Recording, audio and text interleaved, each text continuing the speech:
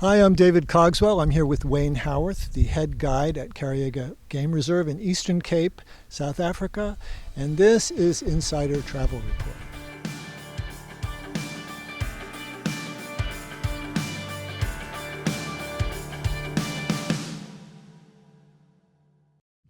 So Wayne, how are you, sir? How are you doing today? I'm very great. What a beautiful day in the bush, eh? Yes, and it's hardly ever really not beautiful here in the bush. So let's talk a little bit about this game lodge and why this is in particular a great place for Americans to come. It's very different from any other place, I think. Yes, I think one thing that makes Kareiga and the Eastern Cape, this region, quite attractive is the area it's located in, being malaria-free, and also right along the coast. It fits in with a nice package with a garden route. So traveling from Cape Town down the garden route, ending off on a safari, and then heading back home. So it's in a great location. Like I said, the malaria does make a huge advantage. A big difference to families traveling together. They don't really want to risk their kids, getting malaria up in the north.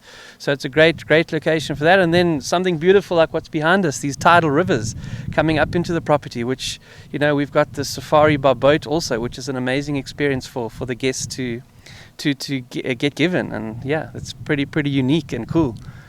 It is. So you have 5 lodges here. We're at River Lodge right now. Yeah. Obviously, this is the river, which is a rare thing. Yeah. What's the difference in the lodges in terms of who they cater to and so forth? All very similar to who we'll cater to. Okay, so we've got the 5-star product, which is Settlers Drift, which is a bit more upmarket. And then between Ukhozi Lodge and River Lodge, very similar. Then the main lodge, which would cater more for bigger groups traveling together and families with kids. So that's a kid-friendly lodge. And then the Homestead Lodge, which is a sole use lodge. So you actually book that lodge out as a group, and you would have that lodge all to yourself. So that's got 7 bedrooms.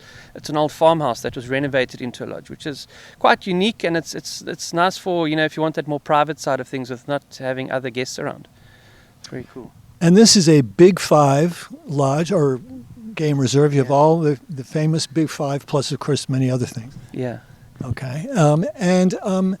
Let's see here. The Eastern Cape is a newly developing area. It's been a lot of it was farmed in the early days, and a lot of it is being reclaimed now and brought back to its natural state. So it makes it, besides being malaria free, it's also a little bit less on the beaten path of tourism and so forth as Kruger, for example, right?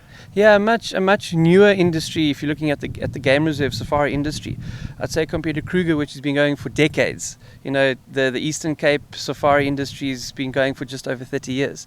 So much newer and definitely still getting our name out there. I mean, the reserves in the area are doing exceptionally well.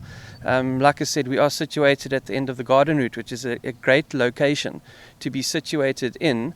But yeah, very new into the industry, but for sure up and coming. I mean, the names are getting out there, and the tourists are starting to flood in here, which is great to see. Fantastic. So let's see here. What can we say about conservation? I think one of the great things about tourism in Africa in general, especially safari tourism, is that it helps to support keeping these animals alive and so forth, and that's part of what's going on here. Yeah. Can you tell us a little bit about that? Yeah, for sure. So, like I always say, the animals need the tourists to come in to bring in the funding, and the tourists need the animals here to, come and view out in the wilderness. So it kind of works hand in hand. But 100%, I mean, using Kareiga as an example, I mean, I've seen it growing over the years, and to see how much effort it's put into the conservation, talking about the conservation of rhinoceros, whether it's black or white, conservation of elephants, cheetah, bringing cheetah onto the reserve in the last 2 years, which is a new breeding program we've got going here on the reserve, and that's just putting back into the cheetah conservation, and you name it. I mean, just rewilding this area is such a massive part of conservation in the Eastern Cape, and it is happening in many areas of the Eastern Cape now. So all this old farmland, we basically buying back from the farmers and rewilding it back into its natural state. So I think that just shouts conservation. It's just been an incredible story the last, say, 30 odd years in the Eastern Cape.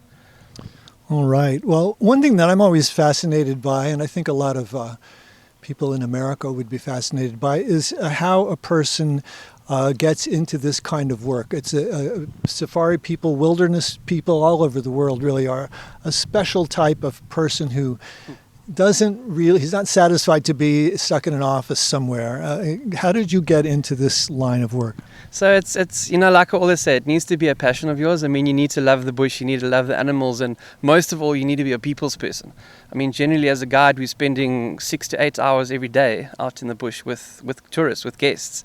So those sort of personalities that you need, and that love for the bush, the love for the animals and all that. So for me, I've grown up between a farm and a game reserve, always enjoyed the bush. And just enjoyed being out there in the fresh air. So it's I think for a person like me, it's the ideal sort of line to go into, the ideal industry to get into. So yeah, it's like I always say, I can be in a city for a couple of days, that's enough. Then I got to get back out into the bush.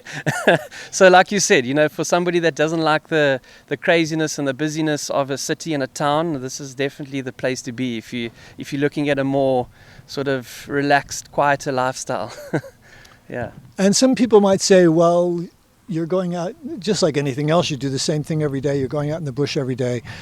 But it's nature has a way of not being the same every day, right? It's always different, right? 100%, David. I mean, we often get asked that question. Do you not get bored of it? And you can't. I mean, if you love the bush and you love the animals, and just like you said, every day nature's doing something different. And I've been working in the bush and been spending time in the bush most of my life, and I still see new things.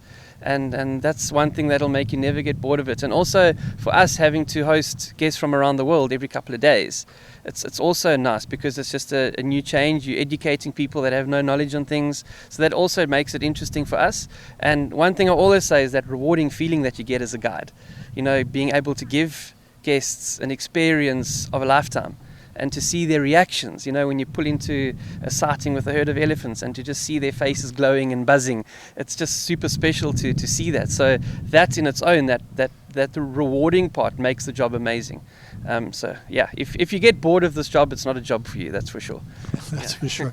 Well, we were out today and we came upon lions in a tree. And when our guide said, there's a lion, or somebody said there's a lion and we're going to this tree, I'm like, I didn't think this could be correct because lions don't go in trees normally, But today they decided they were going to go in this tree, and they were. I mean, it's just they're individuals and they do their own thing, and they don't conform to the books. They do what they want to do. Exactly. Yeah. So, well, it's been such a pleasure speaking to you today. It's a pleasure being here in this wonderful place, and I hope we're sharing some of the experience with people back home. And it's my pleasure. Thank you very much, Mr. Wayne Howarth, and I'm David Cogswell. Thanks, David. This is Insider Travel Report, and travel safely. All right. Cheers, guys.